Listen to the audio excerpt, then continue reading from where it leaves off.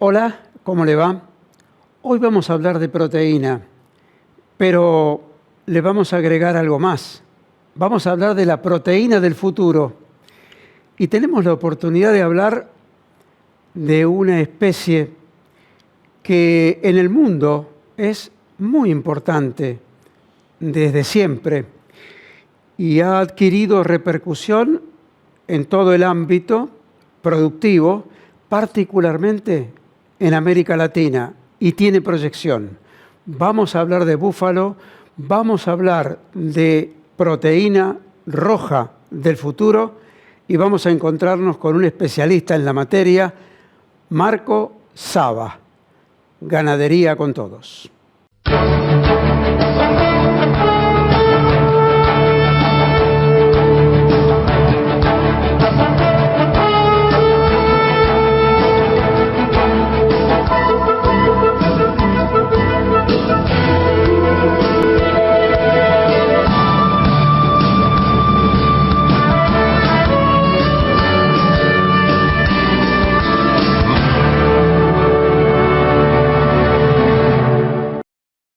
El placer de reencontrarnos con Marco Saba. ¿Cómo estás? ¿Qué tal, Antonio? Muy bien.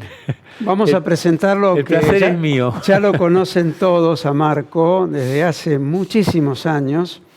Él es ingeniero en producción agropecuaria de toda la vida, licenciado en ciencias agrarias con la especialidad en zootecnia. Es licenciado en empresas agropecuarias. Hizo posgrados, tiene una carrera realmente encomiable, con preparación, con capacitación permanente. Es autor de libros, de bibliografía de primer nivel, docente, y nos va a hablar de eso también, pero tiene una actividad y una pasión, el búfalo. ¿Sos criador? Soy criador, sí. ¿Dónde? En Mantilla, es una localidad del departamento de San Roque, provincia de Corrientes. Para ubicarse geográficamente, estamos en la costa de los esteros del lado del río Paraná y a 170 kilómetros al sur de Corrientes capital. Un dato relevante del presente. Yo me acuerdo haberte conocido en Entre Ríos. Sí, mi madre tenía campo en Urdinarrain, que está ubicado en el extremo norte del departamento de Gualeguaychú, cerca de Concepción del Uruguay. Una historia vinculada con la producción, con la ganadería y puntualmente con el búfalo. Sí. Y claro, la pregunta se impone, ¿por qué el búfalo? El búfalo, digamos, a nivel mundial, y también en el subtrópico argentino, viene a complementarse con el vacuno, a llenar vacíos. ¿Por qué? Porque permite producir con rentabilidad y con eficiencia en zonas, en campos regulares o malos, es decir, en pastizales de baja calidad, fibrosos. También es un animal que ramonea como la cabra y consume las plantas lacustres, las puede digerir. Es decir, en lugares, en un campo, por ejemplo, en Formosa, cuando yo empecé a trabajar, se miraba qué superficie, qué proporción tenía el estero, qué proporción tenía la laguna tal o el monte tal. Entonces decía, este potrero es aprovechable en un 60%. El búfalo lo aprovecha en un 100%. Importantísimo lo que acabas de decir, es un señalamiento imprescindible. Y para la audiencia, para mucha que conoce, que sabe, y para tanta otra que nos ve en la Argentina, en América Latina, puntualmente, es una especie que se diferencia del vacuno.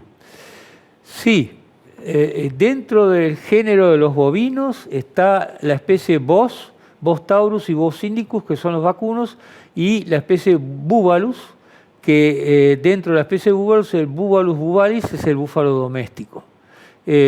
También vale la pena decir que dentro del género bovinos está el bison, que es el bisonte, que mal llamado en Estados Unidos búfalo.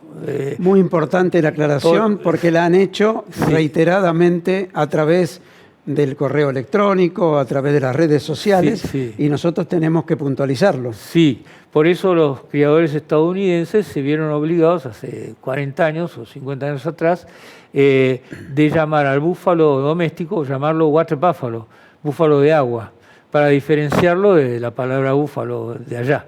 Y también dentro del género de bovinos está la especie de Cincerus, Cincercaffer y Cincercaffernanus, que es el famoso búfalo africano, que ese sí que es un animal de caza, un animal que en manada es muy peligroso, mata a los leones, por eso los leones y los tigres tienen temor del búfalo africano.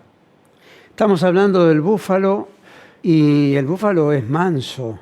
Lo hemos visto, lo hemos filmado en diversas ocasiones. Hemos compartido el Congreso Mundial que se realizó en la Argentina en 2010, del cual fuiste presidente del comité organizador, junto con la presidencia en aquel momento del ingeniero Federico Romero. Sí, señor, exactamente. Sí.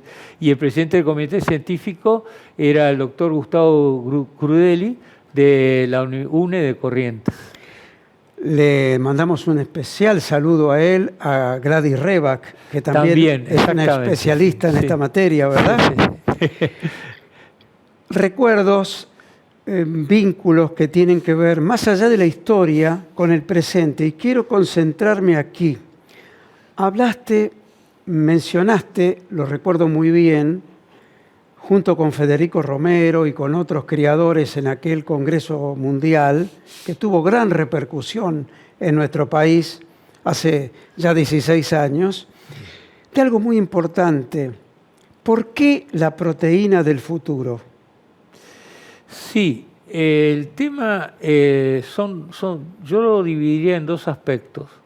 Uno es de que el mundo requiere cada vez más, hay cada vez más demanda de carne, el mercado de consumo, digamos, el consumidor asiático está creciendo en forma geométrica, es una cosa impresionante, y hay que aumentar la oferta, y en regiones poco productivas, en donde el vacuno no produce con eficiencia, no es que porque no sea eficiente, sino que porque no tiene la alimentación que requiere.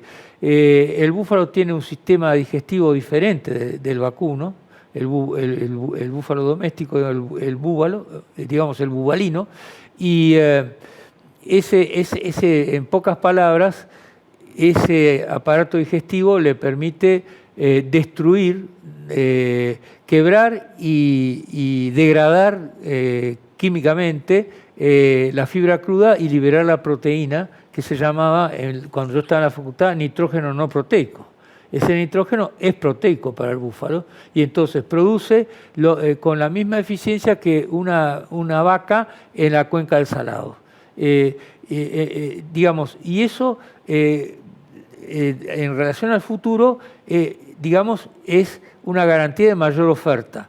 Y después, la otra cosa que hace es la calidad del producto, que, digamos, tanto en lácteos, derivados lácteos, como en los productos cárnicos, tienen mucho menos colesterol, un 40% menos de colesterol y un 11-15% más de proteína y de minerales. O sea, desde el punto de vista nutritivo es más rico y desde el punto de vista de la salud humana también. Por eso se llaman productos nutracéuticos, también farmacéuticos. Es decir, en Italia, por ejemplo, se destina la carne a consumir. Esa carne, un mercado que tienen es el de los consumidores de alto riesgo cardíaco.